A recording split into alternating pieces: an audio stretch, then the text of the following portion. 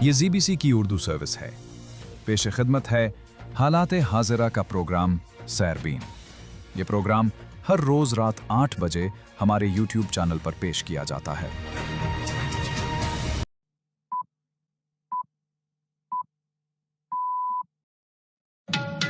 سوموار 27 جولائی کے سیربین سے جاوید چودھری کا سلام. امریکہ اور ایران کے درمیان حالیہ کشیدگی کے بعد سفارتی سرگرمیوں میں تیزی آ گئی ہے. ایران نے پہلی بار امریکی رابطوں کی تصدیق کرتے ہوئے کہا ہے کہ اس کی اولین ترجیح اپنی عوام، خود مختاری اور علاقائی سالمیت کا تحفظ ہے، جبکہ اقوام متحدہ میں امریکی سفیر مائیکل والٹز کا کہنا ہے کہ صدر ڈونلڈ ٹرمپ نے مذاکرات کو موقع دینے کے لیے مسلسل دوسری رات ایران پر حملے روک رکھے ہیں.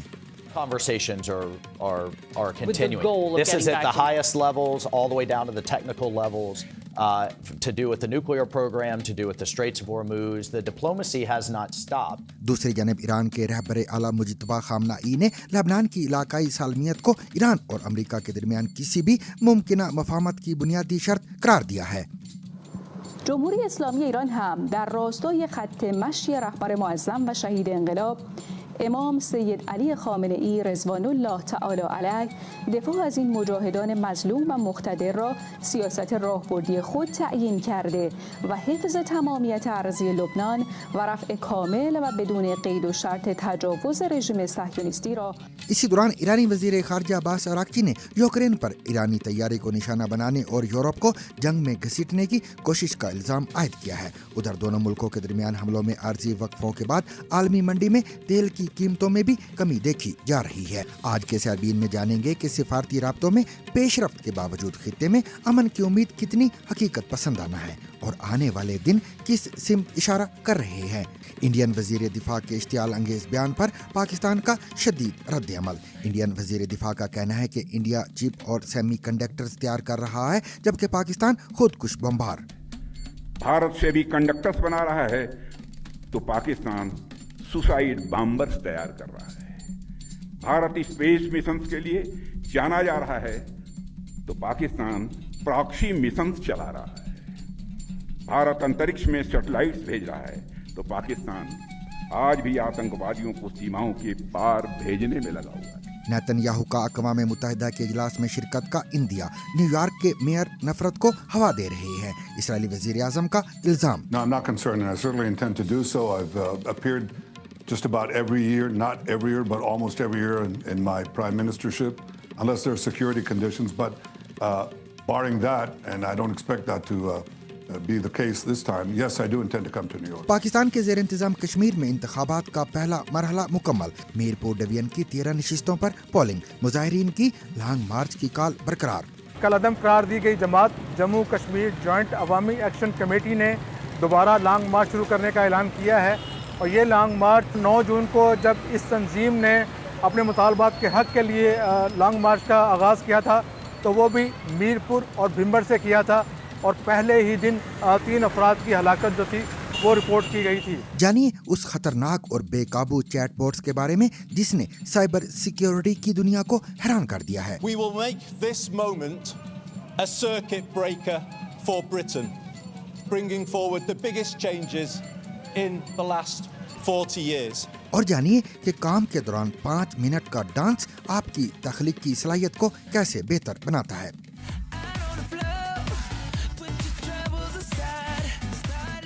اور یہ بھی جانیے کہ کیا کرگل جنگ میں پاکستانی فوج نے اپنے شہداء کی لاشیں وصول کرنے سے انکار کیا تھا.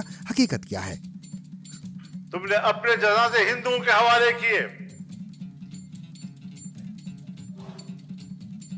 کرنل شیر خان اگر ہمیں ملا ہندوستان کے اصرار کے بعد ہم نے ان کا جنازہ وصول کیا ہے. اس کے علاوہ مزید خبریں بھی آج کے سیربین کا حصہ رہیں گی، مگر ہمیشہ کی طرح پہلے عام عالمی خبروں کا خلاصہ.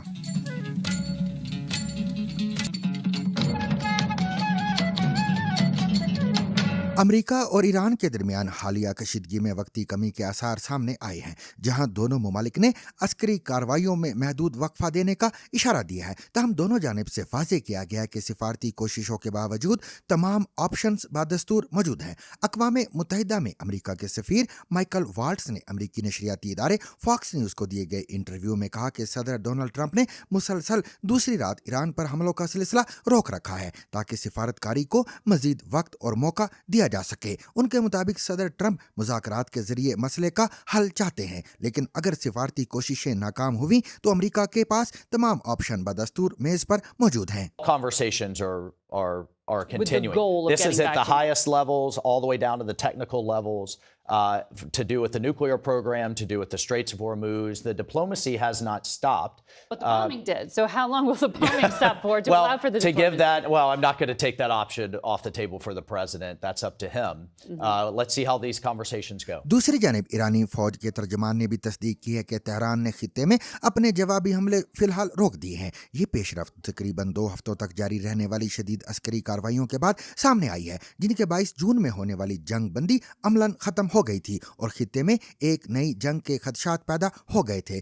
گفتگو کے دوران جب مائیکل والٹ سے پوچھا گیا کہ کیا صدر ٹرمپ نے مزید فوجی کارروائی کا امکان مسترد کر دیا ہے تو انہوں نے کہا کہ ایسا نہیں ہے اور صدر نے تمام ممکنہ آپشنز کھلے رکھے ہیں۔ مائیکل والٹس نے نیو یارک ٹائمز کی اس رپورٹ کو بھی مسترد کیا جس میں دعویٰ کیا گیا تھا کہ اگر تنازع مزید پھیلا تو امریکہ کے فضائی دفاعی ہتھیاروں کے ذخائر متاثر ہو سکتے ہیں۔ ان کا یہ بھی کہنا تھا کہ امریکی فوج کے پاس اس کارروائی کو مؤثر انداز میں جاری رکھنے کے لیے تمام ضروری وسائل اور صلاحیت موجود ہے۔ واضح رہے کہ اتوار کی شام تک صدر ڈونلڈ ٹرمپ نے اس پیش رفت پر کوئی باضابطہ بیان جاری نہیں کیا، تاہم اس سے چند گھنٹے قبل انہوں نے اپنے social media platform Truth Social پر مصنوعی ذہانت یعنی AI سے تیار کردہ تصاویر شیئر کی، جن میں امریکی جنگی طیاروں کو ایرانی بحری جہازوں پر حملہ کرتے ہوئے دکھایا گیا تھا۔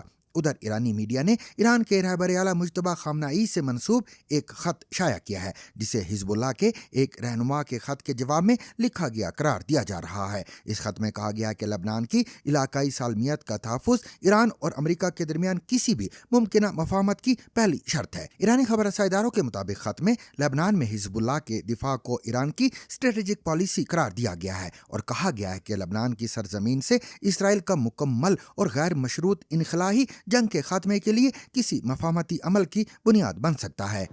جمهوری اسلامی ایران هم در راستای خط مشی رهبر معظم و شهید انقلاب امام سید علی خامنه ای رضوان الله تعالی علیه دفاع از این مجاهدان مظلوم و مقتدر را سیاست راهبردی خود تعیین کرده و حفظ تمامیت ارضی لبنان و رفع کامل و بدون قید و شرط تجاوز رژیم صهیونیستی را به عنوان شرط اول تفاهمنامه پایان جنگ تحمیلی با آمریکای متجاوز قرار داده است۔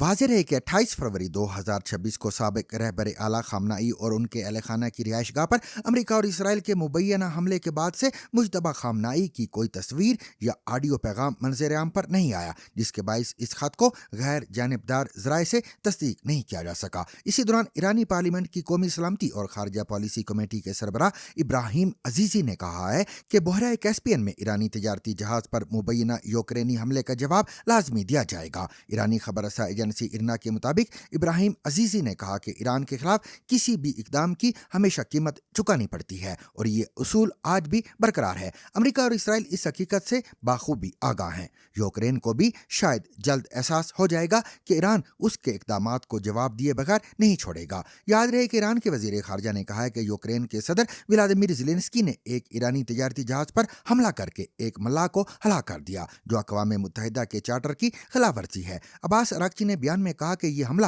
اسرائیل کے ایما پر کیا گیا تاکہ یورپ کو اس جنگ میں گھسیٹا جا سکے۔ ایران کی وزارت خارجہ کے ترجمان اسماعیل بقائی نے بھی امریکی رابطوں کی تصدیق کرتے ہوئے کہا کہ ایران کی اولین ترجیح اپنے عوام خود مختاری اور علاقائی سالمیت کا تحفظ ہے۔ انہوں نے کہا کہ ایران ماضی کے تجربات کو نظر انداز نہیں کر سکتا، کیونکہ اس سے قبل مذاکرات جاری ہونے کے باوجود امریکہ اور اسرائیل نے ایران کو نشانہ بنایا تھا۔ اسماعیل بقائی نے اسلام آباد میں طے پانے والی مفاہمتی یادداشت کا حوالہ دیتے ہوئے امریکہ پر اس معاہدے کی متعدد شقوں کی خلاف ورزی کا الزام بھی عائد کیا اور کہا کہ امریکہ نے خود دستخط शुदा मुआहदे की पासदारी नहीं की। दूसरी जानब सदर डोनाल्ड ट्रंप इससे कबल ये मौक़िफ़ इख्तियार कर चुके हैं कि ईरान मुज़ाकरात दोबारा शुरू करने में संजीदा नहीं और माजी में भी मुख्तलिफ मुआहदों की खिलाफ वर्जी करता रहा है। मौजूदा सूरत हाल में अगरचे दोनों ममालिक ने अस्करी कार्रवाइयों में आर्जी वक्फा दिया है, लेकिन वाशिंगटन और तेहरान के बयानात से वाज़ेह होता है कि कशीदगी मुकम्मल तौर पर ख़त्म नहीं हुई। अमरीका सिफारती रास्ता खुला रखने की बात कर रहा है,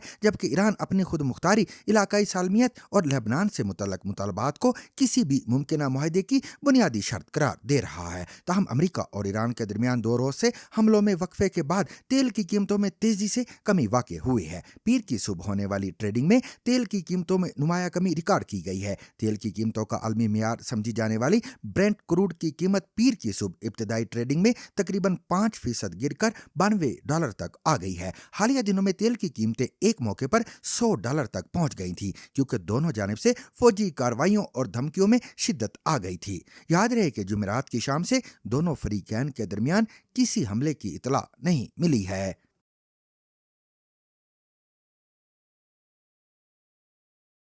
पाकिस्तान ने इंडियन वज़ीर दिफा राजनाथ सिंह के पाकिस्तान और इसके ज़ेर इंतज़ाम कश्मीर से मुतल्लिक हालिया बयान को इश्तियाल अंगेज़ और गैर ज़िम्मेदाराना करार देते हुए कहा है कि यह बयान न सिर्फ अक़वाम मुत्तहिदा और आलमी सतह पर तस्लीम शुदा जम्मू और कश्मीर तनाज़े से मुतल्लिक हक़ाइक़ को मस्ख़ करने के मुतरादिफ है, बल्कि ये इंडियन हुकूमत की उस पॉलिसी को भी ज़ाहिर करता है जिसका मकसद इलाकाई और बैनुल-अक़वामी अमन और सलामती को ख़तरे में डालना है। पाकिस्तान की वज़ारत ख़ारिजा और पाकिस्तानी वज़ीर दिफा ख्वाजा आसिफ की जानिब से जारी करदा अलग-अलग बयानात में कहा गया है कि राजनाथ सिंह का बयान जम्मू और कश्मीर पर इंडिया के मुसलसल कब्जे, खित्ते भर में दहशतगर्दी की सरपरस्ती और दाखिली अदम इस्तेकाम से तवज्जो हटाने की कोशिश है। याद रहे कि इंडियन वज़ीर दिफा राजनाथ सिंह ने इतवार के रोज लद्दाख के इलाके दुरास में सन 1999 में होने वाली करगिल जंग की याद में मुनक्कदा एक तकरीब विजय दिवस से खिताब करते हुए कहा था कि पाकिस्तान ने दहशतगर्दी को अपनी रियासती पॉलिसी का हिस्सा बना रखा है और ये कि पाकिस्तान के साथ उसके ज़ेरे कब्जा कश्मीर के अलावा किसी और मामले पर कोई मुज़ाकरात नहीं होंगे। इस मौके पर इंडियन वज़ीर दिफा ने पाकिस्तान को किसी भी किस्म की मुहिम जोई से बाज रहने की तनबीह करते हुए कहा कि ऐसी किसी भी कोशिश का जवाब ऑपरेशन सिंदूर की तर्ज पर दिया जाएगा। साथियों, हमारा इंटेंशन साफ है कि अब पाकिस्तान से कोई बात नहीं होगी और अगर बात होगी तो सिर्फ पीओके पर ही बात होगी, जो कि भारत का हिस्सा है, जिस पर पाकिस्तान ने अवैध तरीके से कब्जा किया था।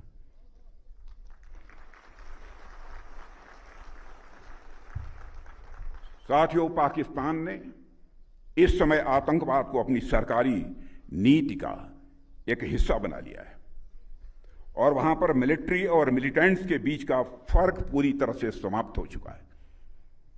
वहां की सेना आतंकवादी संगठनों को संरक्षण ही नहीं देती है, उनके साथ मिलकर काम भी करती है। इसलिए हमने ऑपरेशन सिंदूर के समय ही यह साफ कर दिया है कि भारत अब आतंकियों और उनका पोषण करने वाली सरकारों को अलग अलग करके नहीं देखेगा। साथियों, कारगिल युद्ध को बीते हुए लगभग 27 साल गुजर गए और इन वर्षों में आज भारत और पाकिस्तान के रास्ते साफ साफ अलग दिख रहे हैं। आज भारत इनोवेशन के रास्ते खोज रहा है तो पाकिस्तान इन्फिल्ट्रेशन के नए रास्ते खोज रहा है। भारत शिप डिजाइन कर रहा है तो पाकिस्तान टेरर डिजाइन में लगा हुआ है। भारत स्टार्टअप इकोसिस्टम खड़ा कर रहा है तो पाकिस्तान टेरर इकोसिस्टम खड़ा कर रहा है। याद रहे कि इंडिया के ज़ेर इंतज़ाम कश्मीर के इलाके पहलगाम में होने वाले शिद्दत पसंदों के हमले के रद्द अमल में मई 2025 में इंडिया की जानिब से पाकिस्तान के खिलाफ की गई कार्रवाई को इंडिया में सरकारी सतह पर ऑपरेशन सिंदूर का नाम दिया गया था। पाकिस्तान ने इंडियन वज़ीर दिफा के इस बयान पर सख्त रद्द अमल देते हुए कहा है कि जारहियत और मुखासमत पर मबनी गुमराह कुन बयानिया का सहारा लेते हुए इंडिया को पाकिस्तानी अवाम और हुकूमत के गैर मुतज़लज़ल अज़म और इरादे को कम नहीं समझना चाहिए। पाकिस्तानी वज़ारत ख़ारिजा के बयान में मज़ीद कहा गया कि पाकिस्तान किसी भी इंडियन मुहिम जोई का मुकाबला करने की मुकम्मल सलाहियत और अज़म रखता है, जिसका मुज़ाहरा गुज़िश्ता साल ऑपरेशन बुनियानुल मरसूस ऑपरेशन सिंदूर के जवाब में की गई पाकिस्तानी कार्रवाई के दौरान पूरी पाकिस्तानी कौम और मुसल्लह अफवाज ने किया था। इसराइल के वज़ीर-ए-आज़म बिन्यामिन नेतन्याहू ने इंदिया दिया है कि वो रवां साल न्यूयॉर्क में होने वाली अक़वाम मुत्तहिदा की जनरल असेंबली के इजलास में शिरकत करेंगे। नेतन्याहू ने इतवार को फॉक्स न्यूज़ से गुफ्तगू में कहा कि वो ज़ोहरान ममदानी के गिरफ्तार करने के बयान पर फिक्रमंद नहीं, ताहम साथ ही उन्होंने इल्ज़ाम आयद किया कि न्यूयॉर्क के मेयर नफरत को हवा दे रहे हैं। No, I'm not concerned, and I certainly intend to do so. I've appeared just about every year, not every year, but almost every year in my prime ministership, unless there are security conditions. But barring that, and I don't expect that to be the case this time, yes, I do intend to come to New York. And I think that tells you that the whole thing that the mayor of New York is basing himself on, this criminals, bogus charges, that's what he's using. And look at what he's doing. He's fomenting hate. He's supposed to be the mayor of all New Yorkers, Jews, Christians, Muslims, everyone. But he's trying to turn one group against the other. याद रहे कि New York के mayor Zohran Mamdani चंद रोज़ कबल उन्हें गिरफ्तार करने की बात कर चुके हैं। ताहम अपने दूसरे बयान में उन्होंने अपने इस मौक़िफ़ में नरमी लाते हुए कहा था कि उनके पास बैनुल-अक़वामी फ़ौजदारी अदालत यानी ICC की जानिब से जारी करदा वारंट पर नेतन्याहू को गिरफ्तार करने का कानूनी इख्तियार नहीं है। नेतन्याहू ने इंटरव्यू में मज़ीद कहा कि वो तमाम न्यूयॉर्क वालों के मेयर हैं, खा वो यहूदी हों, ईसाई हों या मुसलमान, लेकिन वो एक गिरोह को दूसरे के खिलाफ खड़ा करने की कोशिश कर रहे हैं। उन्होंने जुमेरात को न्यूयॉर्क में पेश आने वाले चाकू हमलों का भी हवाला दिया, जिनमें एक मुश्तबा शख्स ने अलग अलग मुकामात पर एक यहूदी और एक एशियाई शख्स को जख्मी कर दिया था। नेतन्याहू का कहना था कि इन वाक़यात के बाद न्यूयॉर्क में यहूदी बिरादरी इस वक्त खौफ का शिकार है। मेयर ज़ोहरान के दफ्तर ने इस मामले पर तबसरे की दरख्वास्त का फौरी जवाब नहीं दिया। फ़लस्तीनी हुकूक के हामी ज़ोहरान ममदानी ने गुज़िश्ता साल अपनी इंतखाबी मुहिम में गजा में इसराइली फ़ौजी कार्रवाइयों की मुखालफत को एक अहम नुक्ता बनाया था। गुज़िश्ता हफ्ते उन्होंने नेतन्याहू को जंगी मुजरिम भी करार दिया था। Yes, but my point is that they did, and in the video I made very clear, as I have before, that my interest in executing that warrant is not specific to Benjamin Netanyahu, but to anyone who they put a warrant towards for war crimes and crimes against humanity.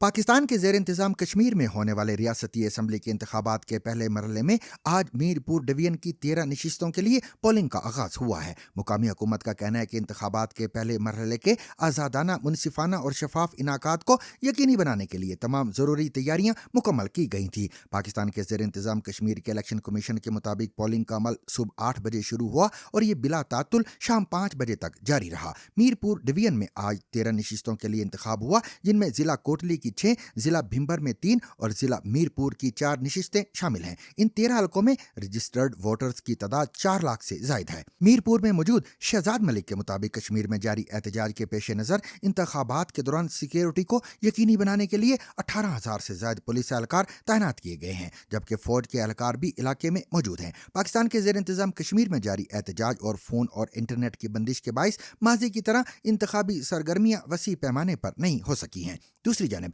कालादम Awami action committee ने इन इंतखाबात के boycott का ऐलान भी कर रखा है। पाकिस्तान तहरीक इंसाफ ने भी गुज़िश्ता माह ज्वाइंट एक्शन कमेटी से इज़हार यकजहती करते हुए इंतखाबात के बॉयकॉट का ऐलान किया था। इतवार के रोज़ सेक्रेटरी इलेक्शन कमीशन राजा मोहम्मद शकील ने मुकामी इंतजामी अफसरान के हमरा एक मुश्तरका प्रेस कॉन्फ्रेंस से खिताब करते हुए खबरदार किया है कि पोलिंग के अमल में खलल डालने और अमन व अमान की सूरत हाल ख़राब करने की किसी भी कोशिश के संगीन नताइज होंगे। मज़ीद तफसील शहजाद मलिक से।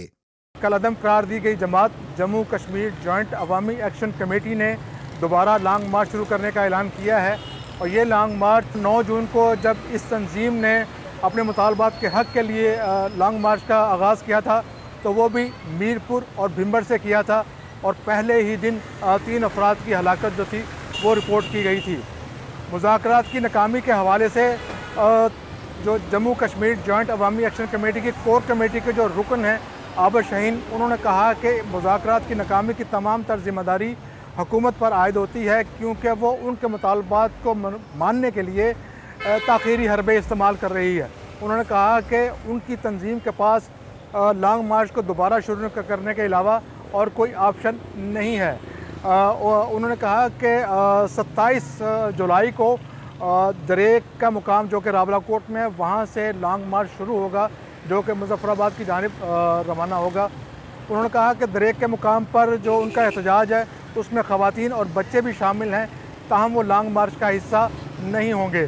जॉइंट एक्शन कमेटी के साथ जो मुज़ाकरात हुए उनमें शामिल एक रुकन का कहना था कि जब इनके साथ मुज़ाकरात हुए तो उन्होंने 3 मुतालबात सामने रखे, जिनमें से पहला मुतालबा ये था कि जॉइंट एक्शन कमेटी को जो कलअदम करार दिया गया है वो फ़ैसला वापस लिया जाए, जबकि इंसदाद दहशतगर्दी की दफ़ात और कत्ल की दफ़ात के तहत उनके कारकुनान के ख़िलाफ़ जो मुकदमात दर्ज हुए हैं वो वापस लिए जाएँ और जितने कारकुन गिरफ़्तार हैं उनको रिहा किया जाए। उन्होंने कहा कि इस मुज़ाकरात के दरमियान उन्हें बताया गया कि सबसे पहले तो जॉइंट एक्शन कमेटी जो है अपना एहतजाज ख़त्म करे, फिर 6 माह में उनका जो कंडक्ट है उसको ऑब्ज़र्व किया जाएगा, उसके बाद फ़ैसला किया जाएगा कि आया कि कलअदम करार देने का फ़ैसला जो है वो वापस लिया जाए या उसको बरकरार रखा जाए। दूसरा उन्होंने ये कहा कि इंसदाद दहशतगर्दी की दफ़ात या कत्ल की दफ़ात के तहत जो मुकदमात दर्ज हुए हैं उनका फ़ैसला मुतल्लिका अदालतें करेंगी, जबकि उन्होंने साथ साथ ये भी कहा कि किसी को भी कानून को हाथ में लेने की इजाज़त नहीं दी जाएगी। ज़िले इंतज़ामिया का कहना है कि लॉन्ग मार्च के शुरका को बाहर निकलने की इजाज़त नहीं है। जॉइंट अवामी एक्शन कमेटी और लॉ इन्फोर्समेंट एजेंसीज़ के दरमियान अब तक जो झड़पें हुए हैं उनमें सरकारी अदाद व शुमार के मुताबिक 2 दर्जन से ज़ायद अफराद हलाक हो गए हैं, जिनमें लॉ इन्फोर्समेंट एजेंसीज़ के अहलकार भी शामिल हैं। मसनूई ज़हानत यानी AI से चलने वाले चैट बोट्स की बढ़ती सलाहियतों ने साइबर सिक्योरिटी माहिरीन में नई तशवीश पैदा कर दी है, जब एक तजर्बाती वाक़े में ओपन AI के जदीद AI मॉडल्स मुबैना तौर पर आजमाइशी माहौल सैंड बॉक्स से निकलकर AI प्लेटफॉर्म हगिंग फेस तक जा पहुंचे और वहां खुद कार अंदाज में हज़ारों कार्रवाइयां सरअंजाम दी। ओपन AI के मुताबिक ये वाक़या कंपनी की दाखिली सिक्योरिटी जांच के दौरान पेश आया, जहां हैकिंग की सलाहियत जांचने के लिए तैयार किए गए 2 AI एजेंट्स ने गैर इरादी तौर पर इंटरनेट तक रसाई हासिल कर ली। कंपनी ने वाज़ेह किया कि वाक़े की तहकीकात जारी हैं और वो हगिंग फेस के साथ मिलकर सिक्योरिटी खामियों का जायजा ले रही है। इस वाक़े ने टेक्नोलॉजी की दुनिया में नई बहस छेड़ दी है। बाज़ माहिरीन इसे AI एजेंट्स की बढ़ती खुद मुख्तारी और मुमकिन खतरात का वाज़ेह इंतबाह करार दे रहे हैं, जबकि कुछ नाक़दीन का ख्याल है कि ये ओपन AI की जानिब से अपने मॉडल्स की सलाहियत उजागर करने की तशहीरी मुहिम भी हो सकती है। साइबर सिक्योरिटी माहिरीन का कहना है कि मुस्तकबिल में सिर्फ रिवायती हिफाजती निज़ाम काफ़ी नहीं होंगे, क्योंकि जदीद AI एजेंट्स पेचीदा दिफाई रुकावटों को अबूर करने की सलाहियत हासिल कर रही हैं। माहिरीन के मुताबिक ये वाक़या इस बात की याद दहानी है कि मसनूई ज़हानत की तेज़ रफ्तार तरक्की के साथ मजबूत हिफाजती ज़वाबित और मौसर निगरानी नागुज़ीर हो चुकी है। We desperately need to look for technical solutions also for how we can have AI systems that are actually controllable, even if they have a little bit less capability along certain lines or operate less autonomously, that we can actually keep them under control. सामीन, क्या आप जानते हैं कि काम के दौरान सिर्फ 5 मिनट का डांस भी दिमागी कारकर्दगी, तवज्जो और तख्लीक की सलाहियतों को नुमाया तौर पर बेहतर बना सकता है। माहिरीन का कहना है कि डांस सिर्फ जिस्मानी वर्जिश नहीं बल्कि एक ऐसी सरगर्मी है जो जिस्म, दिमाग और जज्बात को बेक वक्त मुतहरिक करती है। तहकीक से मालूम हुआ है कि मुख्तसर दौरानिया का डांस मूड बेहतर बनाता है, ज़हनी थकन कम करता है, यकसोई में इजाफा करता है और मसाइल के नए हल की तलाश करने की सलाहियत को फ़रोग़ देता है। माहिरीन के मुताबिक मौसीकी के साथ जिस्मानी हरकत दिमाग के उन हिस्सों को भी फ़ाल करती हैं जो याददाश्त, सीखने और तख्लीकी सोच से वाबस्ता हैं, जबकि बाकायदा डांस तवाज़न, खुद एतमादी और मजमूई जिस्मानी सेहत को भी बेहतर बनाता है। बाज़ तहकीकात के मुताबिक ये बढ़ती उम्र में याददाश्त की कमज़ोरी और पार्किंसन जैसे अमराज के ख़तरात कम करने में भी मददगार साबित हो सकता है। माहिरीन का मशवरा है कि तवील वक्त तक मुसलसल बैठने की बजाय हर चंद घंटों बाद अपनी पसंद की मौसीकी पर सिर्फ 5 मिनट डांस करना भी ज़हनी और जिस्मानी सेहत के लिए मुफीद साबित हो सकता है। भारत और पाकिस्तान के दरमियान होने वाली कारगिल जंग से मुतालिक जमीयत उलमा इस्लाम फ़ै के सरबराह मौलाना फजलुर रहमान के हालिया बयान ने एक बार फिर 1999 की मुतनाज़ा जंग को बहस का मौजू बना दिया है। मौलाना फजलुर रहमान ने दावा किया कि जंग कारगिल के दौरान पाकिस्तानी फ़ौज ने अपने शहीद एहलकारों की लाशें वसूल करने से इनकार कर दिया था। इस बयान के बाद ये सवाल उठ रहा है कि क्या ये दावा तारीखी हक़ाइक़ और दस्तयाब शवाहिद से मुताबिकत रखता है। आज उमर अफरीदी कारगिल जंग के पस मंज़र इस हवाले से सामने आने वाले मुख्तलिफ मौक़िफ़, दस्तयाब तारीख़ी रिकॉर्ड और माहिरीन की आरा का जायज़ा लेंगे ताकि ये जानने की कोशिश की जा सके कि इस दावे की हकीकत क्या है। گزشتہ دنوں وکلاء کے ایک کنونشن سے خطاب کرتے ہوئے جمعیت العلماء اسلام فضل الرحمان کے امیر مولانا فضل الرحمان نے یہ کہہ کر ایک بڑا تنازع کھڑا کر دیا کہ 1999 میں انڈیا اور پاکستان کے مابین کارگل جنگ کے دوران پاکستان کی فوج نے اپنے شہید اہلکاروں کی لاشیں وصول کرنے سے انکار کر دیا تھا۔ خاص طور سے کیپٹن کرنل شیر خان کی مثال دیتے ہوئے مولانا نے دعویٰ کیا کہ ان کی میت بھی انڈیا ہی کے اصرار پر پاکستان واپس لائی گئی تھی۔ بی بی سی اردو نے مولانا کے اس دعوے کو تاریخی شواہد اور حقائق کی روشنی میں پرکھنے کی کوشش کی ہے۔ جولائی 1999 میں متنازع خطہ کشمیر کے علاقے کارگل میں پاکستان اور انڈیا کے درمیان جنگ اپنے اختتامی مرحلے میں تھی جب لندن میں B B C Urdu service کو ایک فون کال موصول ہوئی۔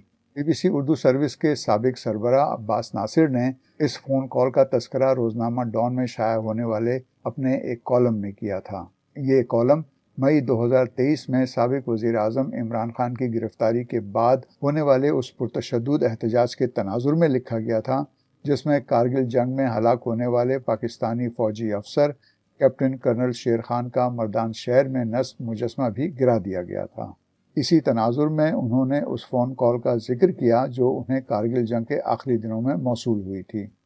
عباس ناصر نے لکھا کہ اپنا تعارف کروانے کے بعد گھبرائی ہوئی آواز میں بات کرنے والے شخص نے بتایا کہ وہ شارجہ ایئرپورٹ پر ہے اور پاکستان جا رہا ہے اور اسے B B C Urdu service کی مدد درکار ہے۔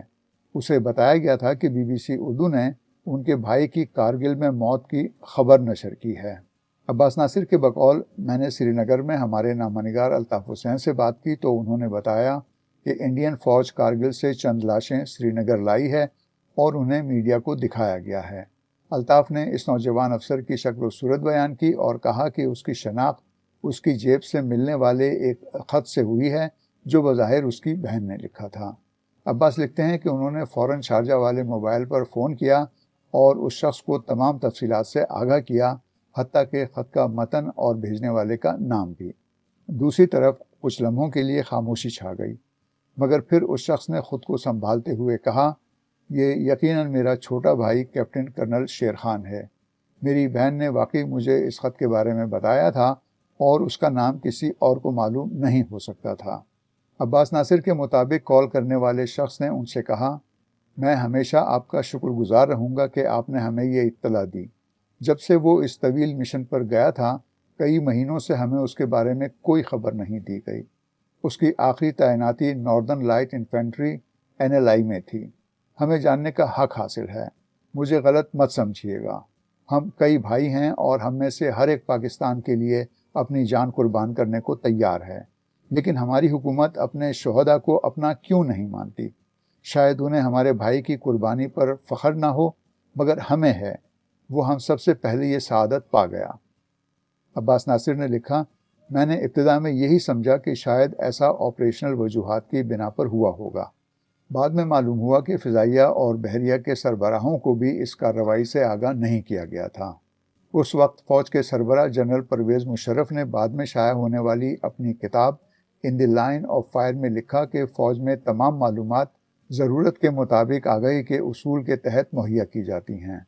بی بی سی اردو نے تاریخی شواہد کی مدد سے یہ معلوم کرنے کی کوشش کی کہ دراز کارگل علاقے میں واقع ایک پہاڑی چوٹی ٹائیگر ہل پر، جسے .5062 بھی کہا جاتا ہے، کرنل کیپٹن شیر خان کس طرح ہلاک ہوئے، اس کے بعد کیا ہوا اور ان کی میت کس طرح پاکستان واپس پہنچی۔ برطانوی صحافی اوون بینٹ جونز اپنی کتاب پاکستان آئی آف دی اسٹارم میں لکھتے ہیں کہ صوبہ سرحد موجودہ خیبر پختونخوا کے ضلع صوابی کے ایک گاؤں نواکلی کے کیپٹن کرنل شیر خان گویا پیدا ہی فوج میں جانے کے لیے ہوئے تھے۔ ان کے دادا نے ان کا نام کرنل رکھا، جو اس خواہش کا اظہار تھا کہ وہ ایک دن فوج میں کرنل کے عہدے تک پہنچیں۔ پاکستانی فوج کے ریٹائرڈ میجر سردار اعجاز احمد سندھو سن 1994 میں اوکاڑا میں نئی قائم ہونے والی 27 سندھ ریجمنٹ میں کرنل شیر خان کے سینئر تھے۔ انگریزی روزنامے دی نیشن میں شائع اپنے ایک مضمون پہ وہ لکھتے ہیں کہ کرنل شیر خان نہایت سادہ مزاج، خوش اخلاق، باادب، مذہبی رجحان کے حامل، دیانتدار، فرشناس اور غیر معمولی جرأت کے مالک تھے۔ اوکاڑا میں کرنل شیر خان کے روم میٹ میجر اعجاز کے مطابق ان کے پاس ایک اچھا ریڈیو تھا جس پر وہ BBC سنتے تھے۔ सन 1995 में उनका तबादला 12 नॉर्दर्न लाइन इन्फेंट्री में हुआ तो वो बेहद खुश थे। अलविदाई तकरीब में उन्होंने जज्बाती अंदाज में कहा कि वो यहाँ से जा तो रहे हैं मगर एक दिन पाकिस्तानी परचम में लिपटे हुए वापस आएंगे। मेजर संधू के मुताबिक 5 जुलाई 1999 को कैप्टन कर्नल शेर खान को एक अहम अगली दिफाई चौकी की जिम्मेदारी सौंपी गई थी। दुश्मन की शदीद गोलाबारी के बावजूद उन्होंने अपने साथियों के साथ डट कर मुकाबला किया और दुश्मन को पसपा कर दिया। उसी रोज़ इंडियन फ़ौज ने तोपखाने की भरपूर मदद से उस चौकी पर दोबारा कब्जा करने के लिए बड़ा हमला किया। अददी बरतरी रखने वाले दुश्मन के मुकाबले में कैप्टन कर्नल शेर खान ने जवाबी हमले की क़यादत बेखौफी से की। उन्होंने हमला नाकाम बना दिया मगर इस दौरान उन्हें मुतादिद गोलियां लगीं और वो उस शहादत के रुतबे पर फायज हुए जिसकी वो हमेशा दुआ किया करते थे। ओवन बेनेट जोन्स लिखते हैं कि कैप्टन कर्नल शेर खान के आखिरी लम्हात कश्मीर के बुलंद व बाला पहाड़ों पर एक ऐसी चौकी के दिफा में गुजरे जिसे बचाना तकरीबन नामुमकिन हो चुका था। 3 दिन और 3 रातों तक शदीद गोलाबारी और फ़िज़ाई हमलों के बाद वो और उनके साथी इंडियन फ़ौज के मुहासरे में आ गए। 2 हमले पसपा करने के बाद वो थक चुके थे, तादाद में कम थे और असलहा भी कम हो चुका था। हथियार डाल देना हकीकत पसंदाना रास्ता था मगर उन्होंने इनकार करते हुए जवाबी हमले का हुक्म दे दिया। चंद ही मिनटों में उनकी गोलियां ख़त्म हो गईं लेकिन वो बंदूक के बट से लड़ाई जारी रखने की कोशिश करते रहे, हत्ता कि इंडियन फ़ौजियों की फायरिंग ने उनकी जान ले ली। एक इंडियन अफसर के बकौल दिन की रोशनी में हमला करना खुदकुशी के मुतरादिफ था क्योंकि हम उनकी हर हरकत देख सकते थे, मगर उन्होंने फ़ौजी रिवायत की आला तरीन मयार के मुताबिक हमला किया। अपनी किताब the spirit of the leadership में राजेंद्र डी पेटोस्टे इंडियन फ़ौज के ब्रिगेडियर महेंद्र प्रताप सिंह बाजवा के हवाले से लिखते हैं कि टाइगर हिल पर इंडिया के दोबारा कब्जे के बाद उन्हें अंदाज़ा था कि जवाबी हमला ज़रूर होगा, लिहाजा चोटियों पर मज़ीद फ़ौजी तैनात कर दिए गए। अगली सुबह एक नहायत शदीद जवाबी हमला हुआ। ब्रिगेडियर बाजवा के मुताबिक ट्रैक सूट पहने एक शख्स बार बार हमले की क़यादत कर रहा था। वो मुंतशिर हो जाने वाले फ़ौजियों को दोबारा जमा करता और फिर नया हमला कर देता। हुक्म मिलते ही इंडियन फ़ौज ने भरपूर हमला किया जिसमें दीगर फ़ौजियों के साथ वो दिलेर ट्रैक सूट पहने शख्स भी मारा गया। दूसरे फ़ौजियों की लाशें वहीं दफन कर दी गईं, ताहम इस शख्स की लाश नीचे लाई गई। बाद में उसकी शनाख्त पाकिस्तान आर्मी के 27वें सिंध रेजिमेंट के कैप्टन कर्नल शेर खान के तौर पर हुई। ओवन बेनेट जोन्स के मुताबिक कैप्टन कर्नल शेर खान की बहादुरी का एतराफ़ इंडियन फ़ौज ने भी किया। वो लिखते हैं कि एक इंडियन अफसर ब्रिगेडियर महेंद्र प्रताप सिंह बाजवा ने, जिन्होंने मैदान जंग में उनकी जुर्रत अपनी आंखों से देखी थी, उनके लिए निशान हैदर की सिफारिश की। उनका कहना था, हम दुश्मन की सफ़ में मौजूद एक पेशावर सिपाही की बहादुरी का बहुत एहतराम करते हैं। हमें खुशी होगी अगर कर्नल शेर खान की शुजाअत को उसका जायज़ मुकाम मिले। ओवन लिखते हैं कि इस वाक़े के बाद तकरीबन हर मामला मुतनाज़ बन गया। पाकिस्तान का मौक़िफ़ था कि कैप्टन कर्नल शेर खान लाइन ऑफ कंट्रोल पर वाक़े एक चौकी पर मारे गए, जबकि इंडिया का कहना था कि वो और सैकड़ों पाकिस्तानी फ़ौजी इंडिया के ज़ेर इंतज़ाम इलाके में मौजूद थे। चूँकि उनकी मैयत इंडियन फ़ौज के कब्ज़े में थी और इसे दिल्ली मुंतकिल किया जा चुका था, इसलिए पाकिस्तान पर सवाल उठा कि अगर वो पाकिस्तानी हुदूद में मारे गए थे तो उनकी मैयत इंडिया के कब्ज़े में कैसे आई। पाकिस्तानी हुक्काम ने जवाब दिया कि इंडियन फ़ौज प्रोपेगंडे की गर्ज से मैयत को लाइन ऑफ कंट्रोल के पार ले गई। मुसन्निफ़ के मुताबिक बाद अज़ां मैयत की वापसी भी एक बैनुल-अक़वामी मामला बन गई। इंडिया ने कहा कि वो मैयत उस वक्त तक पाकिस्तान के हवाले नहीं करेगा जब तक पाकिस्तान ये तस्लीम ना कर ले कि कैप्टन कर्नल शेर खान उन पाकिस्तानी फ़ौजियों में थे जो लाइन ऑफ कंट्रोल के पार इंडियन जानिब तैनात थे। इंडिया ने तजवीज़ दी कि पाकिस्तान के हुकाम या अहल खाना दिल्ली आकर मैयत की शनाख्त कर लें, जबकि पाकिस्तान का मुतालबा था कि मैयत इस्लामाबाद भेजी जाए ताकि उसकी तस्दीक की जा सके। बिलाखिर दोनों ममालिक के दरमियान समझौता हुआ। पाकिस्तान ने दिल्ली कोई वफ़द नहीं भेजा, ताहम उसने तस्लीम किया कि कैप्टन कर्नल शेर खान पाकिस्तानी फ़ौज के अफसर थे। तकरीबन 2 हफ्ते बाद इंडिया ने मैयत बैनुल-अक़वामी कमेटी बराए रेड क्रॉस के हवाले की, जहाँ से ताबूत को पाकिस्तानी परचम में लपेट कर कराची पहुँचाया गया। कारगिल जंग के वक्त inter services public relations directorate से मुंसलिक रिटायर्ड कर्नल अशफाक हुसैन ने अपनी किताब विटनेस टू ब्लंडर्स में, जिसका उर्दू तर्जुमा जेंटलमैन अस्तगफिरुल्लाह के नाम से शाया हुआ, लिखा है कि कैप्टन कर्नल शेर की नाश, जिसे दुश्मन उठाकर ले गए और दिल्ली मुंतकिल कर दिया, 2 हफ्तों की ताख़ीर के बाद वापस की गई। 18 जुलाई की रात आधी से ज़्यादा बीत चुकी थी। बलीर छावनी और कराची में तैनात सैकड़ों फौजी कराची के बैनुल-अक़वामी हवाई अड्डे पर जमा थे। शहरियों और सियासी कारकुनों की एक बड़ी तादाद भी मौजूद थी। कैप्टन कर्नल शेर खान के 2 भाई भी पहुंच चुके थे। 1:05 पर तैयारा उतरा। 2 ताबूत बाहर निकाले गए, एक कर्नल शेर खान का था और दूसरा एक नामालूम सिपाही का। यूनिट के एक खतीब ने नमाज जनाजा पढ़ाई। कर्नल अशफाक लिखते हैं कि नमाज के बाद ताबूत पाक फ़िज़ाइया के एक खुसूसी तैयारे में रखे गए। इस्लामाबाद एयरपोर्ट पर भी एक बार फिर नमाज जनाजा अदा की गई, जिसमें सदर पाकिस्तान रफ़ीक तारड़ भी शामिल थे। जिसके बाद कैप्टन कर्नल शेर खान की मैयत तदफीन के लिए उनके आबाई गांव ले जाई गई। रिटायर्ड मेजर सिंधु लिखते हैं कि जब वो कर्नल शेर खान की तदफीन में शिरकत के लिए सवाबी गए तो उन्हें उनके भाइयों अनवर शेर और सिकंदर शेर और उनके वालिद खुर्शीद खान के साथ वक्त गुजारने का मौका मिला। सिंधु के मुताबिक अनवर शेर ने उन्हें बताया कि उन्हें अपने भाई की मैयत को पाकिस्तान वापस लाने में किन मुश्किलात का सामना करना पड़ा। उस वक्त ऑपरेशनल हसासियत के बायस पाकिस्तान की फ़ौज सरकारी तौर पर मैयत का दावा नहीं कर रही थी। वो लिखते हैं कि इस अज़ियतनाक सूरत हाल में उनके वालिद को ये अंदेशा लाहक हो गया कि शायद कैप्टन कर्नल शेर खान से कोई गलती सरजद हुई है या उन्होंने रियासत के ख़िलाफ़ कोई इक़दाम किया है। इसी शदीद इज़्तिराब की कैफियत में उन्होंने अपने बेटे अनवर को हिदायत की कि वो फ़ौजी क़यादत तक उनका वाज़ेह पैगाम पहुँचा दें कि अगर उनके बेटी की मैयत कबूल करने से पाकिस्तान की साख या कौमी सलामती को नुकसान पहुँचता है तो वो अपने बेटे से लाताल्लुकी इख्तियार कर लेंगे। वो मैयत को देख कर ये कह देंगे कि ये उनका बेटा नहीं है और सिर्फ इंसानी हमदर्दी के तहत जसद खाकी को दफन कर देंगे। कर्नल अशफाक ने लिखा कि कैप्टन कर्नल शेर खान के बड़े भाई अनवर शेर ने, जो अबूज़ाबी के शहर अलैन में कारोबार करते हैं, बताया कि उनके ख़ानदान ने कर्नल शेर की शादी के लिए 5 लाख रुपए जमा कर रखे थे और ये तय था कि शुमाली इलाकों से वापसी पर उनकी शादी कर दी जाएगी, मगर बाद में ये रकम नवाकली में एक स्कूल खोलने के लिए वक्फ कर दी गई। ओवन बेनेट जोन्स लिखते हैं कि उनके दादा ने इस उम्मीद पर उनका नाम कर्नल रखा था कि वो एक दिन फ़ौज में कर्नल बनेंगे, मगर वो कैप्टन के ओहदे ही पर कारगिल जंग में जान से गए।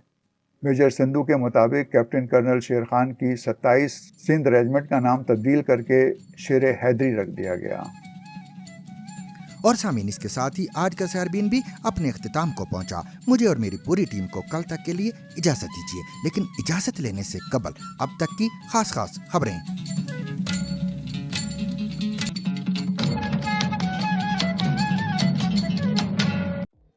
अमरीकी रियासत वाशिंगटन के शहर सेटल में फायरिंग के एक वाक़े में 3 अफराद हलाक और 4 ज़ख्मी हो गए हैं। पुलिस के असिस्टेंट चीफ टायरोन डेविस ने कहा कि फायरिंग के इस वाक़े में 3 अफराद हलाक हुए हैं। उनके मुताबिक 2 मुतासरीन ज़ख्मों की ताब न लाते हुए जाए वक़ूए पर ही दम तोड़ गए हैं, जबकि एक तीसरा मुतासरा शख्स मेडिकल सेंटर मुंतकिल किया गया था, बाद में ज़ख्मों की वजह से चल बसा है।